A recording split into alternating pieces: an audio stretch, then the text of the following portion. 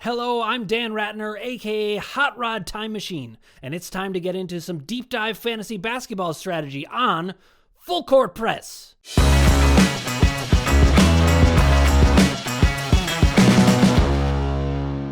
This is a strategy guide to fantasy basketball where we use our knowledge to teach you how to develop into the strongest fantasy basketball manager you can be. We talk about what types of players to draft, how to use the waiver wire, manage your roster, and other adjustments you need to dominate your fantasy league. Click subscribe and ring the bell for notifications to keep up with our strategy, information, and keep yourself on top of your fantasy league. Okay, guys, we're going to discuss the stars and scrubs strategy. I don't know if this is something you guys utilize in basketball. We're just talking about basketball. Stars and scrubs can exist in other sports, but just in basketball, is this a strategy that you guys employ? It's my favorite one to do, and I'll tell you why, but not yet. Casey, why don't you start us off? Certainly. I mean, our draft, the league we're in together is an auction draft, which is where the stars and scrubs, I guess, style of drafting comes into play. And it is what I use. It is what I at least try to implement really well, because I do believe it gives you two players who can stuff the stat sheet in at least a majority of the categories and give you a good base to build off of. And then you take lesser players or more inexpensive players at the end of the draft who can then fill out your roster nicely. Now, let me just say one thing before I turn to Andrew and Ross. You can use stars and scrubs even in a snake draft league because you can do it at any point in the season. If you make a trade, let's say you trade a bunch of your middling guys for a superstar, I still think that's a good deal if you can get it done, because then you can pick people up on the wire. Andrew, what are your thoughts on the stars and scrubs ideology? Yeah, no, I love it. I do it. And I'm very happy with how my draft in our league worked out using that strategy, going with Steph Curry and Nikola Jokic as my two stars. Then I got a couple, lower mid-range guys, Kyle Lowry, who's, very consistent top 50 kind of a guy. And then Covington, who's been a little disappointing so far, but, I think he'll still be really good. And then, at the end, it's not just the waiver wire. It's sort of the end of the draft and the waiver wire. You can get these guys that I wouldn't really call them scrubs necessarily. They're just, if you're in a 12-team league with standard size benches, there's going to be some underappreciated players who are pretty darn good players. In that draft at the very end, after everyone had already filled out their rosters, I picked up Alec Burks. I picked up Larry Nance Jr. And I picked up Mike Conley for cheap. A bunch of my rotation players, guys who are going to be on my team all year and going to provide good value at the very end of the draft. Chris Boucher is another one. Got all these guys for $1, the minimum you can.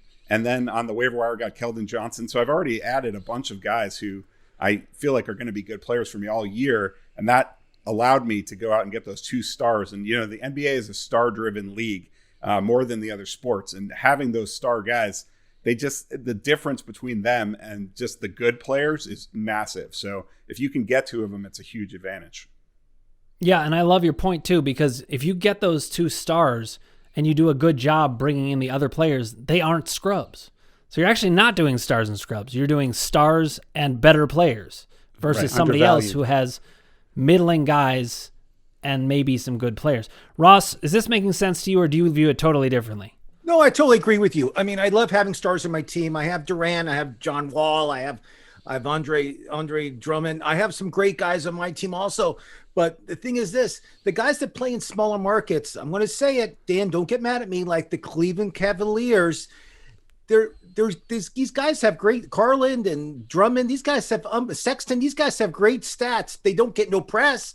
They don't really show the highlights on ESPN. I'm not seeing their highlights. Are you seeing their highlights on ESPN? No, but they're filling those stat sheets. So those guys, they're not really getting the press they should. And that all being said, their value in fantasy is lower just because they're not these star marquee guys like the Westbrooks, like the Durant, who actually is gone for 4 games because of COVID, which I'm upset about, but we'll talk about that later. But that all being said, it depends what team they're on also. The guys that play in big market teams like LeBron, all these guys get huge, LeBron and Davis, these guys get unbelievable press, and it makes their value a lot higher in fantasy also. So just warning you. I have no idea why you I have no idea why you think I'd be mad about you saying that the Cavs players are actually worth owning. But I totally agree with you. And you're saying something similar to what Andrew was saying, which is if you know what you're doing, you won't have any scrubs on your team. That's the thing. You could end up with a week or two where you've got a scrub or two that just didn't play well. Generally, you move on from those guys. But here's another point that I wanted to make. And this is true during a draft, especially a salary cap or an auction draft. I don't like to draft $25 players around that very often because I want to save my money for $80 for James Harden, even though I don't love rooting for him. He's great to have on your team if he would play. But a $25 player can sometimes get you into trouble because it takes up so much of your money. And that's true in snake drafts too. You can draft a guy who maybe is more replaceable. Don't get mad at me about this, Ross, but see, I think John Wall is one of those guys. You might be, I don't remember how much you got him for, but he's got some risk to him. If I'm going to get a player for $25, I'm going to do what I did last year and get Jason Tatum, a guy who has huge upside, who I think has a chance to break through to be one of those superstars. That's when I would pay $25. I don't want to pay $25 for a veteran who's just going to be at the $25 level. I'd rather get somebody for $4 who I think is an equal player. Do you guys agree with that idea? I don't strongly disagree with that. I look at things a little bit differently though in that regard. Like for me, like every salary cap draft I've ever done, I end up spending about $150 of my $200 budget in the first 5 minutes on two of those star guys that go right away. And then I'm pretty much bargain hunting because I know I'm going to have a couple opportunities where I can actually win a bidding war, a small bidding war on a player. So I'm basically just trying to get a good value, a good discount. So like if it's a guy that I have valued at $40 and I can get him for $25, I'll happily do that. You know what I mean? But I'm not going to be dead set on one guy that I have to get with that $25. I'm just waiting for the guy that's clearly better than the price, and what for some reason the rest of the room is just staying silent on them. That's when I'll jump in and pounce. So like Lowry, for example, I had no intention of drafting Lowry in that draft, but I got him for 16. So I felt like that was a really good value for a guy who's a top 50 player every single season, you know? So those are the kind of situations that I look at. And then, you know, because then I know at the end I'm going to be adding a bunch of $1 guys. Yeah, I think your point is well made. And it's not necessarily a $25 player. You're looking at the value you're getting for $25. If it's somebody whose peak value is a $25 player, I think that's who Dan is referring to. That might be somebody you try to generally avoid on your roster. But if you can get a Jason Tatum type, or somebody who for some reason people just aren't bidding high for, either because they're coming off of an injury or a bad year, but you know they're a very good player, then a $25 player is a steal in that respect. No, I agree. It's more value. But you want somebody who could get into that higher level. Like I took Chris Paul for $25. I didn't expect him to have him on my team, and he's you know, he is a veteran, but he's a different kind of veteran. He's a veteran that ranked 7th in the league last season. So I feel like getting him for that price, you're absolutely right. It's all about the value. And that's where I think a stars and scrubs strategy, it's kind of misnamed, because I think what we're saying here is there are no scrubs if you're doing it the right way. Stars and undervalued players. Yeah, as far as undervalued players. Ross, what other strategies have you seen people use in the drafts? I've seen like you guys are saying, they save big money to buy their high-end players, like the Hardens and people like that. Let's, you know, even the Currys. But people like the guys in the middle, you know, like I'll give you an example. Like in Minnesota, Malik Beasley, he's tearing it up. I mean, he's 20 points a game, 8-9 rebounds. I mean, this guy's doing everything right. And I picked him up in waivers last week. If he was on the Knicks, or if he was on the Nets, or if he was on the Lakers, he would have been drafted, but he wasn't because he's on Minnesota. So these small market teams, you got to pay attention to them. You can't ignore the teams like Detroit. You can't ignore any of these small market teams, because players, somebody has to score. Somebody has to get a rebound. So might as well have that guy in your team, because the value is very low. Like, you know, like last year, it was Christian Wood. Christian Wood had unbelievable stats last year. And this year in Houston, he's averaging like 20-something points a game, 11 rebounds a game. He's doing unbelievable. By the way, I got him for, I believe, $23. Genius. What a genius steal. move. Genius move. We love I did want to add a couple other quick thoughts on this. Like, so one slight adjustment I've made to my stars and scrub strategy is what kind of stars that I go for. And I purposely this season have tried to get guys who I really think are going to play the vast majority of the games this season, because I know Ross has talked about COVID affecting the league.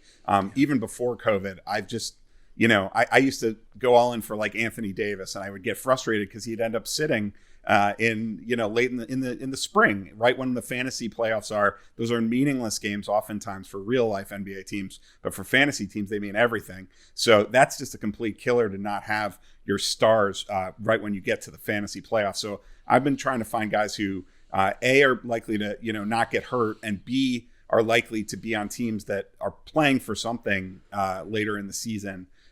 So they're not just going to rest guys to tank, or they're not going to rest guys because they're running away with the number 1 seed or anything like that. You got to find that happy medium, really. So that was sort of a purposeful strategy of mine. And then I would also say just usage is so important in the NBA. In baseball, it's so different. It's really the skill of the player. It doesn't necessarily matter how much they play. Like they might get more at bats, but do badly because they're not good at it, but there's a lot more of a cumulative aspect to basketball. It's kind of like running backs in football, except at much lower levels. You know what I mean? It's like these guys that are taking each other's jobs all the time, and it flies under the radar, but it has a huge impact on the value of those players. So let me ask a quick question, guys. Because we talk about usage. So why don't you define what you mean by usage? Like, is that minutes played per game? How many times they're involved in the scoring plays per game? How is that stuff figured out? Yeah. Well, go ahead. Well, I was just going to say, we haven't yet asked our audience what they think about this. I want you guys to put comments below on the things that we've missed or how you define usage. I'll say just briefly, the first thing I look at is minutes, but even in minutes, you can have empty minutes. You can have, what's the guy's name? He was on Golden State. He got traded to Dallas. Why am I forgetting about him? McGee? We'll get to him later. Harrison Barnes. Yeah. Thank you. He's the classic definition of empty minutes. You want to see a guy who's heavily involved, and it's going to show up in the stat sheet. But Andrew, what were you going to say? We're going to wrap up on this. No, I think it's two things. One is minutes, because you want to look at, is the guy been productive on a per minute basis earlier in his career, and then is he getting more minutes? So and how many minutes do you consider? Well, it depends. I mean, like some of these big men, they'll put up like look at like Robert Williams with the Celtics. Okay, that guy, it was the number 9 player per minute last season in the league. So, but he played like 10 minutes a game, so that's not usable. But 20 minutes a game for that guy is very usable. Other players, especially guards, I would say, you want to see, like, are they going from like 22 minutes to 30 minutes a night? That's a huge difference, and it can make a real difference. So I think that's one thing. And you take that per minute production and you decide if they get 5 extra minutes a game, 10 extra minutes a game, what is that going to do to those stats? And then the usage. So John Hollinger actually has a stat for that. It's called the usage rate. And it's a formula that takes into account, shot attempts and things like that, how often they're handling the ball. So you get a better sense of whether they're going to be giving you those empty minutes you talked about, or they're going to be giving you those impactful minutes. And it's great that we have these stats. But yes, I would say if you got a guy who's getting 30 minutes and the stats are showing up, that's a good guy to bring on your team. And you can get a lot of these players. I'm just going to finish up on this because one of the reasons I like to draft stars and scrubs, which we're now putting in quotes because we don't tend to bring scrubs onto our team, is that if you have all these mid-level guys, you're not going to want to cut any of them. And when a guy like that starts to emerge and he's getting 30 minutes and you didn't expect him, or Malik Beasley is going off, you're not going to want to cut. You might think, I don't want to cut Kevin Love for Malik Beasley. You actually probably should, but what you should have done is drafted somebody at a higher level than Kevin Love. Nothing against him because I love him as a Cleveland fan. But as a fantasy player, I'm not going to get Kevin Love on my team unless I get him for dirt cheap. So there's lots of strategies out there. Fans, comment below if you've got a different idea about strategies. If you think we've got it all wrong, let's hear from you. But click subscribe, hit like, and ring the bell for notifications, and we look forward to bringing you more fantasy strategy on Full Court Press.